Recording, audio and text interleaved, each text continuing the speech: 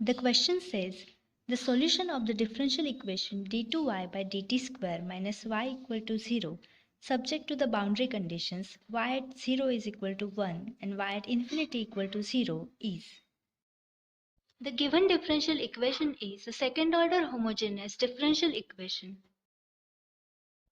Its auxiliary equation is m square minus 1 equal to 0. That is m square equal to 1. That is m is equal to plus or minus 1.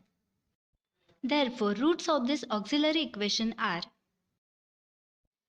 m1 equal to 1 and m2 equal to minus 1. These are distinct real roots. Therefore, the general solution is y equal to c1 e raised to m1t plus c2 e raised to m2t. That is y equal to c1 e raised to t plus c2 e raised to minus t, where c1 and c2 are arbitrary constants. We will find c1 and c2 using the boundary conditions.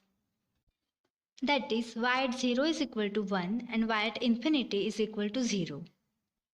The first condition is y at 0 is equal to 1. That is c1 e raised to 0 plus c2 e raised to 0 is equal to 1, which gives us c1 plus c2 is equal to 1. And the second condition is y at infinity is equal to 0. That is c1 e raised to infinity plus c2 e raised to minus infinity is equal to 0. But e raised to minus infinity is equal to 1 upon e raised to infinity, which is nothing but 1 upon infinity and it tends to 0. Therefore, c1 e raised to infinity is equal to 0. But e raised to infinity is not equal to 0. Therefore, c1 has to be 0, which gives us c2 is equal to 1 and therefore y is equal to e raised to minus t. Now, the answer is not given directly in the options, so we will have to derive it using the following formulas. Cos t is equal to e raised to it plus e raised to minus it upon 2.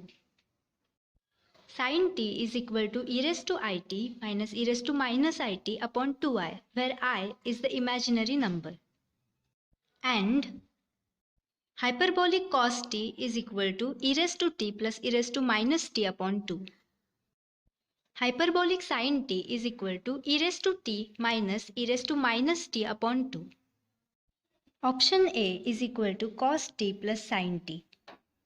Putting the formulas in this equation doesn't give us e raised to minus t. Similarly, option C doesn't give us e raised to minus t either.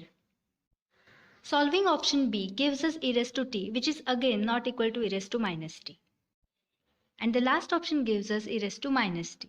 Therefore, option D is the correct answer.